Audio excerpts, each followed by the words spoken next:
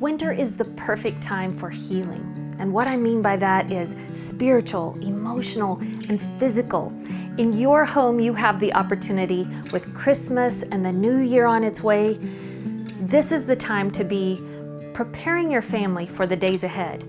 Now, today I want to share with you a super easy recipe that any of us can make that's actually a replacement for the brand name of medication, Neosporin. It doesn't actually have that same ingredient of neomycin that Neosporin holds in it, so I can't technically call it that. But it is a very healing, restorative balm that you're going to be able to use just as you would Neosporin, but it's going to be much healthier for you and your family. So let's get right to it.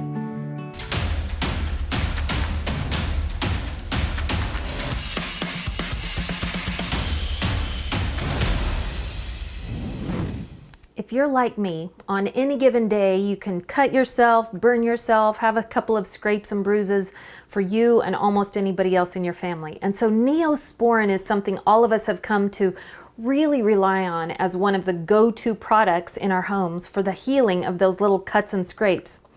However, there are a few things to be a little bit cautious of. For one thing, Neosporin has a few ingredients that a few people are actually allergic to.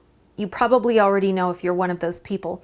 But even beyond that, it's in a base of petroleum jelly. And there are a number of doctors out there increasingly who are saying, listen, petroleum jelly makes us think we're having a moisturizing effect on our skin. But in reality, it's a very fake product that's almost like just rubbing some sort of a smoothing plastic on your skin that coats the surface of it.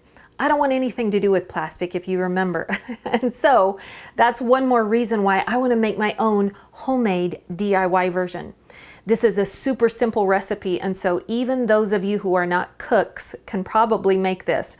But let me show you the four recipes the four ingredients that you're going to need for this recipe. First of all, you're going to want beeswax, and you can get it in several different forms. This is in those little tiny pastils, little tiny dots worth of it, or you can get it in a larger kind of a puck-shaped version. They're all different. I've seen it in little squares. Whatever works for you, get yourself some of the best, highest quality beeswax, because that's going to be the base that makes this thick but also creamy. And then you're going to want a good oil. Now, you've got a couple of options here, luckily. I'm going to be using the highest grade of extra virgin olive oil that I can get my hands on. However, I am going to add my personal favorite extra oomph ingredient to that, and that is a double infused version of extra virgin olive oil with comfrey. Now, comfrey is something we'll talk about in a whole nother episode because it's so valuable. I will absolutely dedicate an episode just to comfrey and how to make your own comfrey salve, which is known to be so healing, it even heals bones. Go out and do some of your own research. But this is what comfrey looks like when you get it dried and kind of in a ground up version of those leaves.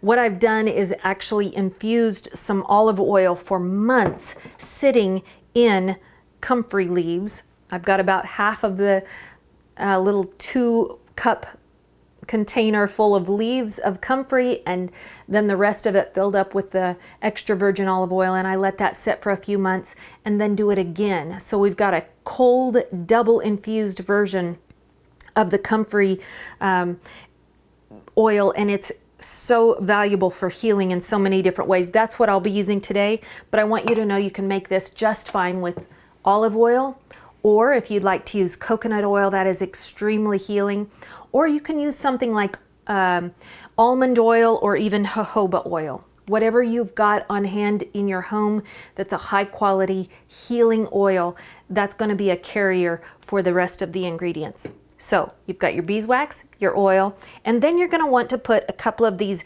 extra healing property essential oils in.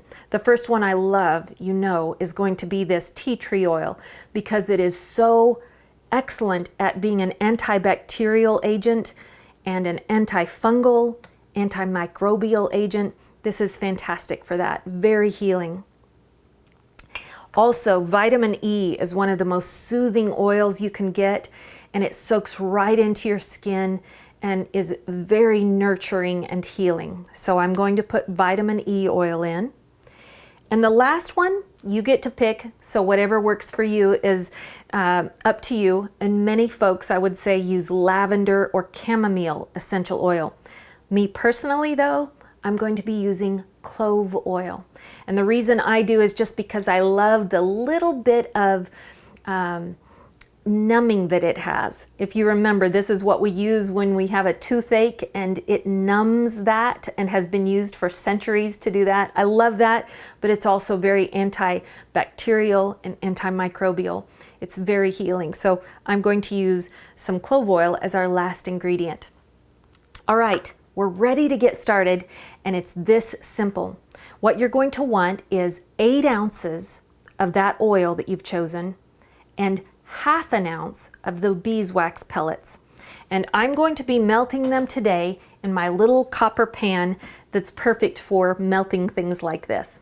So I'm putting in 8 ounces of the oil and 1/2 ounce of the beeswax pellets, and we'll melt that up, and then we'll stir in the others. It's that simple. To make it easy for myself, I've got a little electronic scale here that's going to help out, and I've zeroed it out with my pan on the scale already. So now it will only count whatever I add to it. So I'll start with that 8 ounces of infused oil, and you can see the comfrey floating around in there, and so I need to use a little sieve here to make sure that I don't have anything extra in that oil when I get it in here. I'm going to put 8 full ounces in. Again, remember, you can use straight olive oil. It does not have to be comfrey infused. That's just my extra special little ingredient that I add to it to make it very strong. There it is. We've got our 8 ounces. We've got it zeroed out again, and let's put in our ½ ounce of the beeswax. This is a very small amount, so here we go.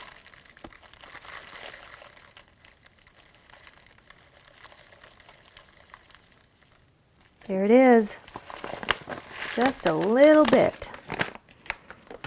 Remember that the oil can be several different oils, but the beeswax, I don't want you to substitute anything else for that beeswax. It's very important. And now we're going to set this over low heat until it all incorporates and melts together. This is going to melt relatively quickly, and I'm going to be patient with it and keep it on low, partly because my vessel that I'm doing it in is so small, but also just because I want to keep as much of the properties, the healing properties and efficacy of the comfrey that I've got in there. I want that to be really nice and strong, and the higher the heat, the more that's going to break down.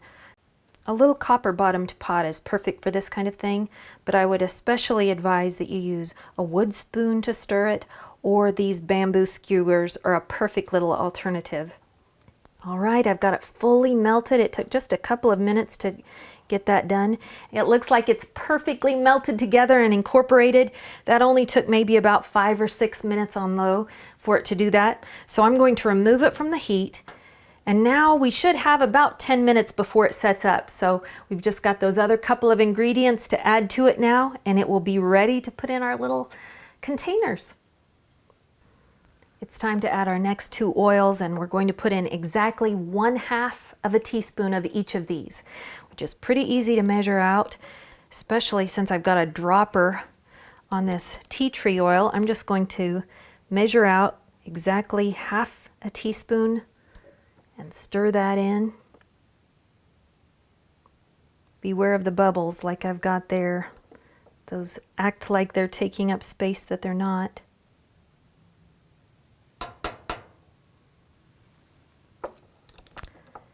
All right, and then we'll get the vitamin E oil, and it is quite a bit thicker. Incidentally, vitamin E oil, this is probably over 20 years old, and it's just as potent as the day that it came. And I love that about vitamin E oil. And the last ingredient that is your choice of favorite essential oils that are going to be healing. But I'm using clove oil, and I'm going to put somewhere between 5 and 10 drops of that in here.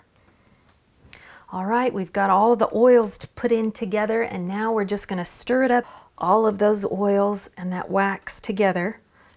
You can't really see any difference at all because it's so clear. The comfrey only adds just a touch of green to it all. And if you don't have that in it, I would assume that you're going to just have almost a clear product. All right, we've got those all well incorporated, and all we have to do is get them put into their own little containers. Now, as you know, Neosporin most often comes in something like this, and you can actually order little empty tubes about like this that can be used for toothpaste or some sort of thing like that right off of Amazon. So if you'd like that, you can do that yourself. What I like to do is recycle everything that is all glass and has a metal lid. And at Christmas time, it's the perfect time when people send you those little sausage boxes with cheeses and sausages and little jams or hot mustards. Those containers are perfect for recycling. I use them for things like this, or for when I am saving seeds. These are perfect for saving seeds. So never throw away those little wonderful jars that you get in those gift packages at Christmas time. That's what we're going to use to bottle up our Neosporin. And if you don't have either of those, you've got a couple of options. You could use a little Altoids tin. Those are handy. Or some folks even buy chapstick bottles. The thing I would say about this is a little tube of chapstick. This is almost too soft to work in that. So even if you have those, this is going to be pretty soft and melty, and so I wouldn't recommend it. I'm just saying some folks like to do that. I'm going to say if you've got some just small glass jars with good metal or glass lids, you can also use those. You want to make sure the inside of those jars is sterilized. Let's go ahead and get a little funnel out and pour these full until we've got it all put in. And we will just wait for those to set up. Should be about 10 minutes. I am thrilled with how this recipe turned out. It made a great batch of about 4 or 5 small little jars that are going to last me for quite a while and quite a few bumps and bruises and scrapes around the homestead. Let me say this, it does have at least a 5-year shelf life, so it should be very strong and healing for your family for a good number of years until you've got all of that batch used up. This is actually a great gift for you to make here around Christmas time and give it to family members. Even those who aren't hardcore PREPSTEADERS are going to be blessed, because if you're like me, so many of our homes go through so much Neosporin on a daily basis. This healing ointment is going to be an excellent addition to anyone's home. Now, it's your turn. This time of year, there are so many people who are discouraged and downtrodden or just plain lonely, and this is your chance to give them just a pinch of hope.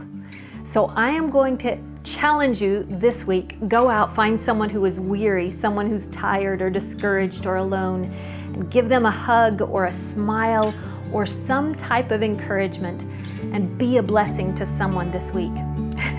Thanks for joining us, and we'll see you next time. Bye-bye.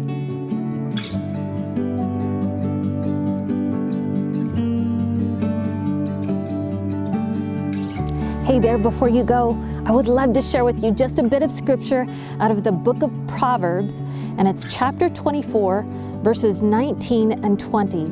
It says this: "Fret not yourself because of evildoers, and don't be envious of the wicked, for the evil man has no future, and the lamp of the wicked will eventually be put out." Now go spread the word.